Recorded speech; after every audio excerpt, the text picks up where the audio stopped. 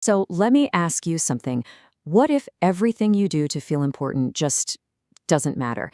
And what if, and this is the crazy part, realizing that is actually the most significant thing you could ever do? That's what we're tackling today in this explainer.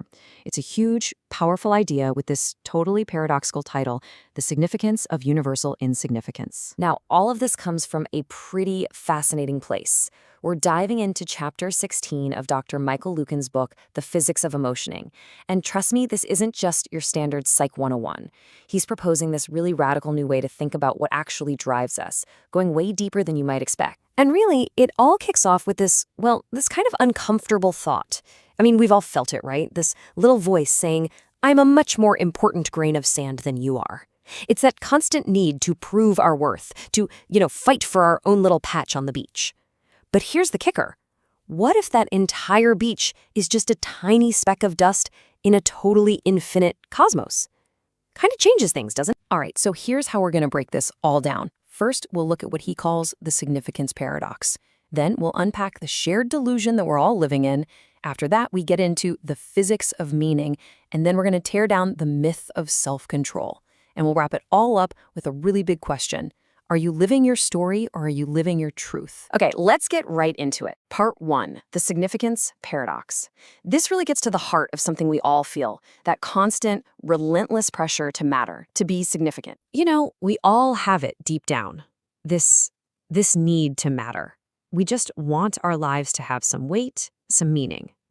But here's where Dr. Lukens throws a wrench in the works. He makes us face this staggering cosmic reality.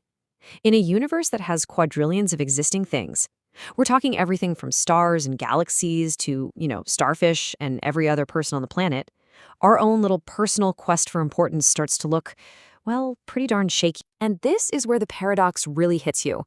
Look, on our human scale, sure, you can be twice as significant as the next person. You can have twice the money, twice the influence, whatever. Mathematically, that's true. But when you zoom all the way out to a cosmic view, you're basically comparing two numbers that are so close to zero, they might as well be zero. So that difference between you and them, it becomes, and I love this phrase from the book, profoundly meaningless. Okay, so if this whole chase for significance is, fundamentally meaningless, why are we all doing it? Why are we all running this same crazy race? That brings us right to our second section, a shared delusion. We're going to see how we all buy into this and what it takes to crack that foundation. So for Dr. Lukens himself, this wasn't just a theory. The moment that cracked everything wide open for him happened when he was just 17. He had a near-death experience. He nearly drowned. And in that moment, he came face to face with not just his own mortality, but his own cosmic insignificance. But here's the twist. He didn't feel despair. He felt this overwhelming, profound sense of joy and gratitude. The big realization wasn't about being important or being the star of the show. It was just about getting to participate in life at all. Like, just having a ticket to be here was the whole prize. And this quote right here just nails that feeling. He says, "The fact of having a role is far more the genuine gift and outcome than I had any right to expect." It's such a massive shift in how you see things, right? The goal isn't to fight for the lead role in the big play of life. The real miracle is just being in the cast. The gift isn't how important you are, it's that you get to be on stage at all. So once you have that kind of realization, it totally changes the game. It leads to a whole new way of understanding what actually motivates us. A new physics, if you will, for our inner world. Which, of course, begs a huge question. What is the ultimate prize in life?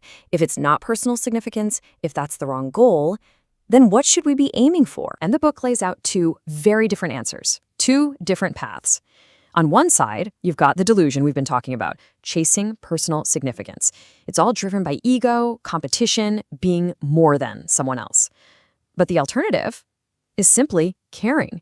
This path is driven by something totally different: service, goodwill, contributing to others. Okay, to make this idea really stick, he introduces a concept he calls meaning mass. Think of it like this.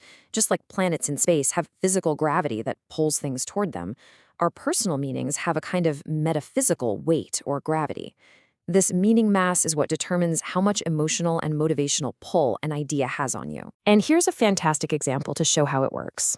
Something like keeping my children safe. That has enormous meaning mass. It's like a sun at the center of your personal solar system. Its gravity pulls on everything else you do. Now compare that to getting them the perfect holiday gift. That has way lower meaning mass, right? It's smaller, but it's still important because it orbits that same central sun of caring for my kids. It's all part of the same system. All right, so to really embrace this new model of meaning, we have to tackle something big. We have to deconstruct one of our most cherished ideas, the myth of self-control. So to get why self-control is a myth, we first have to split the self into two parts, I and me. Think of I as the part of you that is actually living right now in this moment. It's the raw, unfiltered, unfolding process of just being. Me, on the other hand, is the story you tell about yourself. It's the character in your life story, the edited, curated version you look back on. I is the living, me is the biography. And this is so important. He says, it is hard to genuinely know I. So what matters is how much I can avoid being fooled by ideas I attach to me. See, the goal isn't to control the me, to perfect the story. The real work is to just stay connected to the authentic, real-time experience of I, and to stop getting fooled by the neat and tidy, but often totally wrong story we tell ourselves about ourselves. This is my favorite analogy in the whole chapter. He says, confusing me for I is like confusing the menu for the meal. The menu is just the description, right? It's the words, the symbols, representing the food. But the meal is the actual thing. It's the taste, the texture, the experience. And so many of us spend our lives endlessly polishing the menu, making the description sound perfect, that we completely forget to actually eat the meal. Which brings us to our final section, and really the final question that this all leads to, a choice we have to make every single day. And here's the choice. We are constantly caught between these two things. On one hand, there's the comfortable, edited story we tell about ourselves. That's the me. And on the other, there are the raw, authentic, sometimes messy emotional facts of our life.